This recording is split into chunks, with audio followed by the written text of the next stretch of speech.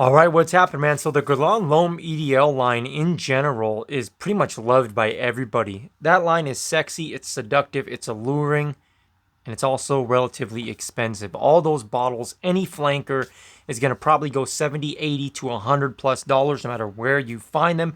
So today, we're going to go over an Armaf fragrance that pretty much captures that DNA pretty well for a fraction of the price, and it's Armaf's Radical Brown. But before we get started, as always, you know the drill. If you haven't done so already, stop what you're doing, subscribe, and ring the bell. And look at that. I spilled my energy drink earlier because I'm a true professional. We're going to leave it on the sweater. We're going to look like a pig while we do the video because I'm a slob. Anyways, where were we? This stuff is a fraction of the price. We're going to go over the presentation briefly. We're going to get into what it smells like the most, what it resembles, how it performs, and all the good stuff that you came here for. Presentation-wise, comes in this nice hard cardboard box, which I do like. I'm not sure what they're going for with the name, Radical Brown. When I hear the word radical, I think of that old 80s movie, Fast Times at Ridgemont High, if you're old enough to know what that is. Very good movie. Check it out if you haven't already. Pretty funny. You got this fake snakeskin look on the box. You got some info on back if you happen to give a shit. Info on bottom. Opens up. Just cardboard. And you do have this nice little hard plastic cutout where the fragrance sits. Kind of cool, I guess. I'm going to throw the box away because as you collect, your space is limited, so I can't keep all my boxes.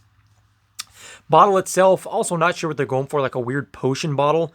You got Radical Brown on the front. You got the fake snakeskin on the side along with the cap. Nothing on back. Sticker on bottom. I know a lot of you guys care about batch codes and stuff. I'm not somebody who cares too much about batch codes, but you can pause it if it focuses and kind of check that out for yourself. Cap itself is lightweight, like 1/8 inch thick plastic.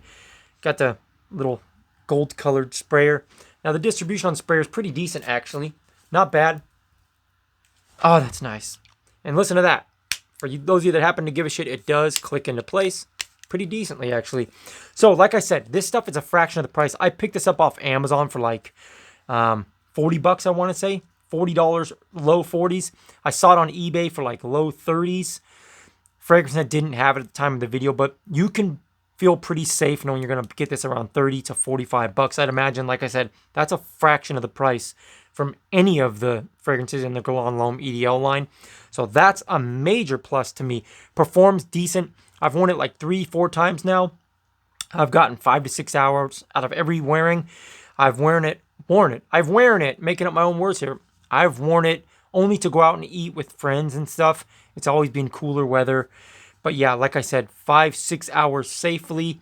It did get really subtle on my skin around the 6th hour, but I was taking a shower, getting ready for bed afterwards. So who knows how long that would have kind of lingered on my skin. But 5 to 6 hours safely, which is plenty for me for what I'm going to use this stuff for. Now, as far as the notes go, I think it opens up a lot like the EDP. Although cherry's not listed in this, I do feel like I smell the cherry that you get out of the EDP. But I think overall, it resembles the EDT more. I think they both share vetiver in the base notes, although this vetiver is much different than the vetiver in the Radical Brown. The only thing I don't really like about the Radical Brown is that the vetiver in this comes off really dry and dusty. Like I said, I'm not very knowledgeable about fragrances yet in this journey, but I know vetiver can come off very different depending on what they use, which type or whatnot. But the vetiver in this is very dry and dusty to my nose, which I don't like. This fragrance doesn't have that. The EDT is very smooth and creamy and sexy to my nose. But if you like the dry, dusty, earthy vetiver, you're really going to like this stuff. I haven't smelled everything in the Guerlain L'Homme Ideal line. There's a few that I don't own, but I like all of them. And I would say, as far as I know from what I've smelled, it really resembles the EDT the most when it's all said and done and dried down.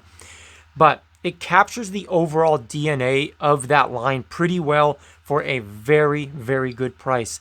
If you're somebody that doesn't own that yet and you'd like to know what it smells like and you can't really find a sample, this is a great way to capture that DNA, like I said. Not perfectly, but I'd say 85% safely, maybe a little better if I want to be generous. You capture the DNA safely for a very good price, and you get a pretty good amount of juice to spray. You can go 5, 6, 7 sprays. Wouldn't recommend that because it's a pretty strong DNA, but I'm saying you could as far as the amount you're going to get goes for the price. It's not bad. Look into this one, guys, if you haven't already and you don't want to spend a lot of money, or you just want something like it that's a backup bottle you can waste sprays on when you're not going to some occasion that means a lot to you. Check it out. Radical Brown from Armaf. That's it, and that's all. I gotta go because I want to keep these videos as short as possible. Can you do me a favor? Like the video. It lets YouTube know the video's worth a damn and the channel's worth a damn. That's how you'd be helping me grow. Subscribe to the channel if you haven't already. I'm not going to say it again. Until the next video, I'll say it in there. Until next time, guys, God bless. Be well. Take your vitamins. Hit the gym. Stay improving. I'm out.